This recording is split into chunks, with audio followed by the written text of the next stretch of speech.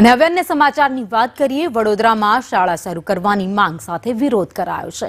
વિદ્યાર્થીઓ અને વાલીઓ શાળાએ પહોંચ્યા હતા અને વિરોધ નોંધાવ્યો હતો। બેનર પોસ્ટર સાથે વિરોધ કરવામાં આવ્યો।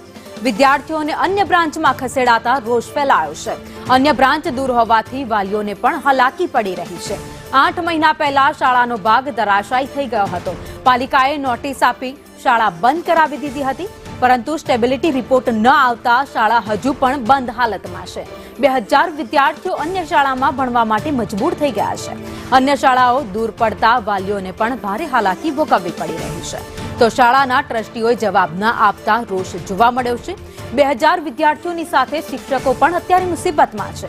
120 જેટલા શિક્ષકો 8 મહિનાથી મુશ્કેલીમાં છે। ટ્રસ્ટીઓ કોઈ જવાબ ન આપતા નોકરી પર હવે સવાલ ઉભા થઈ રહ્યા છે। શિક્ષકોએ પણ આંદોલન કરવું પડે તે દુઃખદ ઘટના હોવાની વાત શિક્ષકોએ ખુદ કરી છે।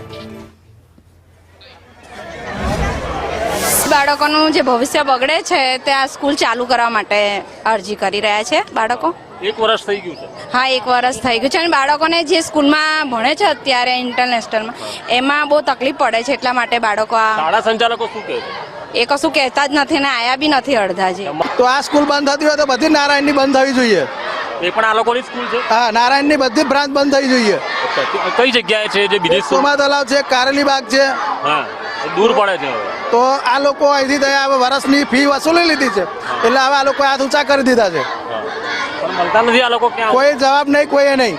અમારે જો અહીં સ્કૂલ તૂટી ગઈ ને 8 મહિનાથી, ત્યાંથી અમને ઇન્ટરનેશનલમાં તો અમને ત્યાં શિફ્ટ કરી દીધા છે, પણ ત્યાં છે ને બનવાની તકલીફ પડે છે અને ત્યાં પાણીની વ્યવસ્થા નહીં, કંઈ રમવાની વ્યવસ્થા નહીં, કશી વ્યવસ્થા નથી ત્યાં। અને આજે 7 મહિના જેવા થઈ ગયા, સ્કૂલ તૂટી ગઈ છે તો ચાલુ કરવાનું નામ નથી લેતા। ચાલુ કરવી છે કે નથી કરવી એનો પણ જવાબ આપતા નથી। તો આ બાળકોનું ભવિષ્ય બગડે છે, જે એમને ખરેખર ધ્યાન આપવું જોઈએ। અંદરો અંદર ઝઘડાથી આનું સોલ્યુશન નહીં આવે। એટલે એવું કહે છે એમના અંદરો અંદરના ઝઘડા છે કે પૈસા બાબતના કે જે હોય તે, પણ બાળકોનું ભવિષ્ય એમણે જોવું જોઈએ। જે પ્રાઇવેટ સ્કૂલો પર અંકુશ કોઈ છે નહીં, સરકારનો નિરંકુશ થઈ ગઈ છે।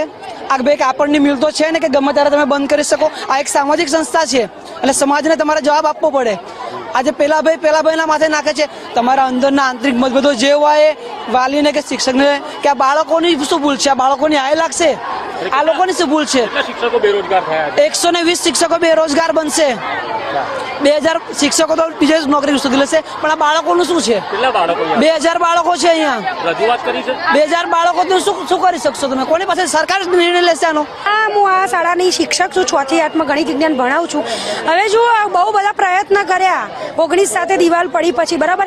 આજે તમે જુઓ આટલા છોકરાઓ છે, અમે ટ્રસ્ટીને પણ ઘરે મળીને આવ્યા તો ટ્રસ્ટી પણ અમને એવું જ કહે છે કે મારે જોઈએ જ નહીં, તમે મારા ઘરેથી કેમ આવ્યા, બરાબર છે। આ સંસ્થા કેટલા મહિનેથી બંધ છે, ઘણા મિટિંગો થવા હતા। આ બાળકો માટે માનવતાની દ્રષ્ટિએ અમે બધા શિક્ષકો કામ કરી રહ્યા છીએ। બાકી અમને ત્યાં કોઈ પ્રાથમિક, જે સ્કૂલમાં અમને ટ્રાન્સફર કરવામાં આવે છે ત્યાં કોઈ પ્રાથમિક સુવિધા નથી મળતી। આ બાળકોને ધ્યાનમાં લઈને આટલું કામ કરી રહ્યા છીએ તો ટ્રસ્ટી બાળકો સામે કશું જ કોઈ રિસ્પોન્સ, સચોટ જવાબ જ નથી આપતા કે અમે સ્કૂલ બનાવીશું કે નહીં બનાવીએ।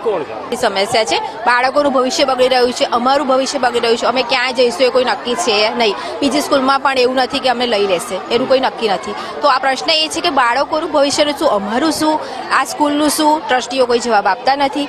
અમારે અભ્યાસક્રમ કઈ રીતે ચલાવો? બાળકો રોજે રોજ આવી રીતે હેરાન થાય, અમે હેરાન થઈએ, પ્રાથમિક સુવિધા નથી મળતી, તો પછી આનો કોઈ નિર્ણય ઠોસપણે લાવે તો વિશેષ સારું છે।